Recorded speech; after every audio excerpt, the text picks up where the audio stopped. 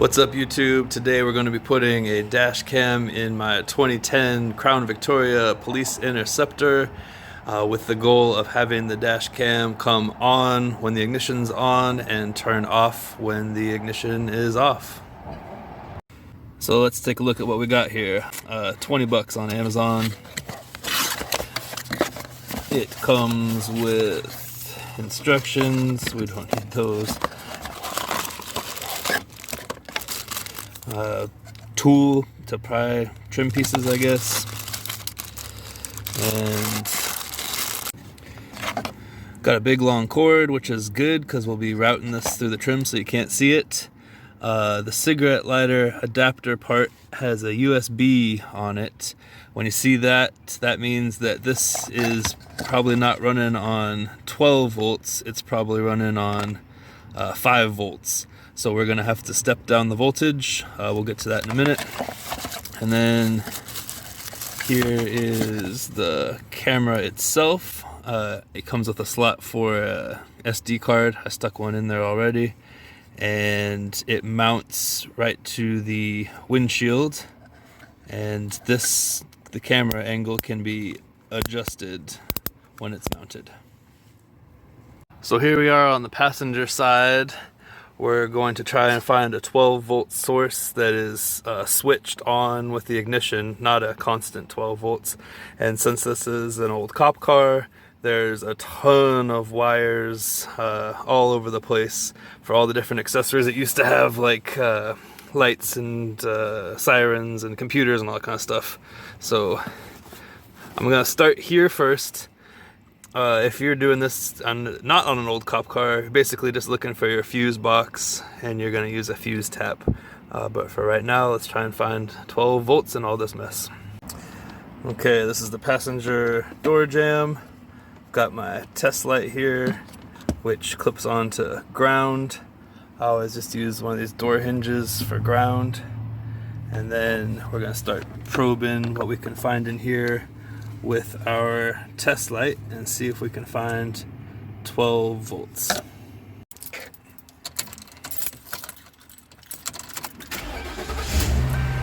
Let's see what happens here. I'm gonna start with this wire sticking out of nowhere. We're looking for a light to come on this thing. Nothing yet. You could also use a multimeter for this. Just jam your probe into the ground of the door jamb and then probe with the other end. Nothing there. Oh, okay. This harness that's sticking out, that's 12. Nothing. All right, let's turn the ignition off and see if we still get 12 volts out of this thing.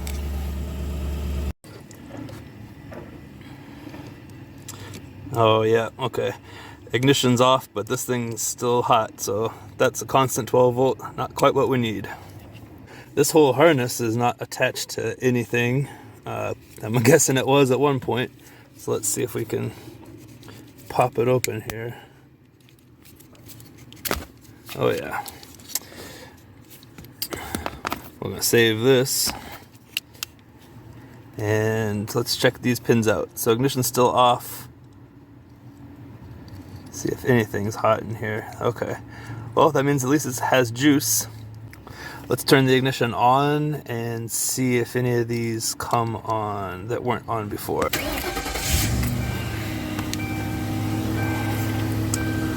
Okay, ignition is on. I'm pretty sure this top right one was not hot without the ignition. Okay, now we know we're getting our 12 volt hot from this top right pin, which would correspond to this pink wire, the top right pink wire. That'll be our hot, and now we need to find a ground. So we're going to use one of these grounds here. This already has a snipped off accessory on it, so we know that's going to be good to go.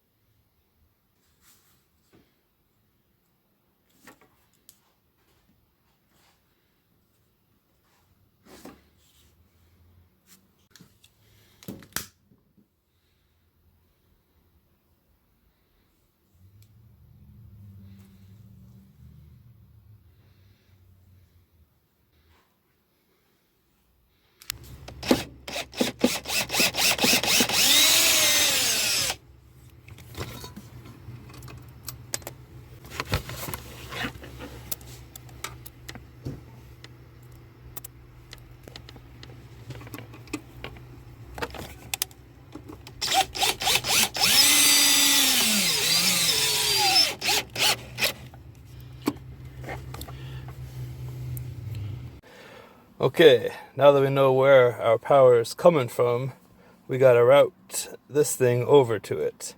I'm planning on going from the power up through behind this trim, behind this trim, and then along the line of the windshield here, and then coming out behind the, and you know, having the camera mounted behind the rear view mirror.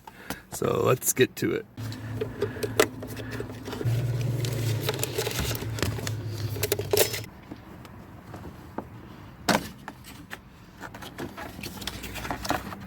Oh yeah.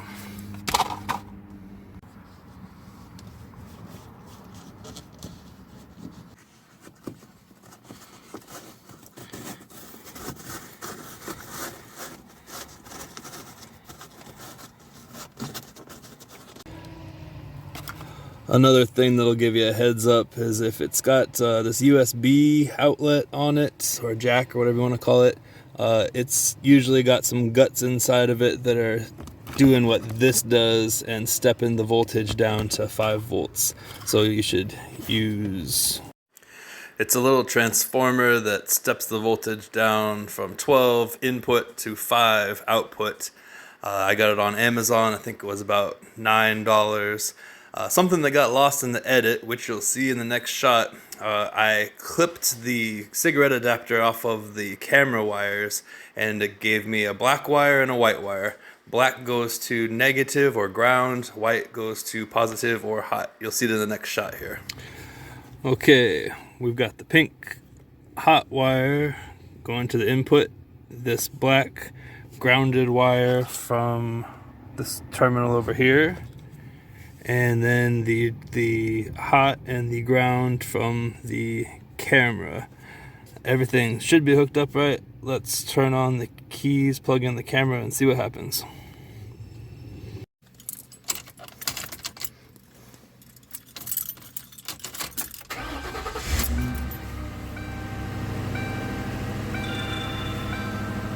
Hey. Just kind of noticed this steel panel here, and I don't really see anything running there behind it. So I was thinking if there's nothing there, we could put all the new stuff we're doing behind it and keep it protected. Let's see what's here.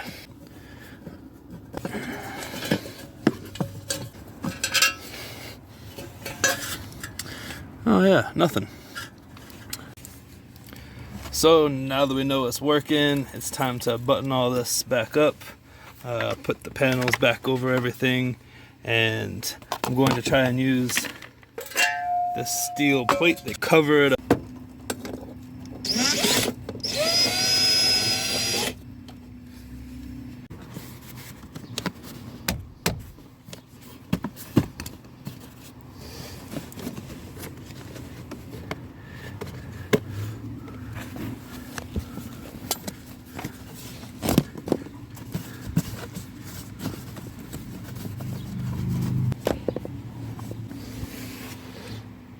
Alright, that's all buttoned up and looking good. Now let's mount the camera and get it dialed in.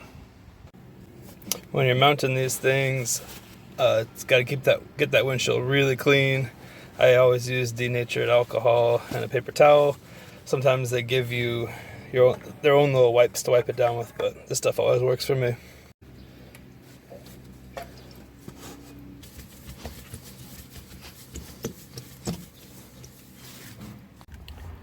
Okay, the wiring's all cleaned up.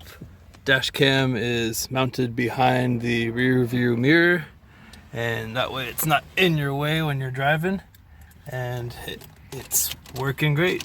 I'm putting the keys in now, starting it up, and it's coming on just like it should. This one's all set.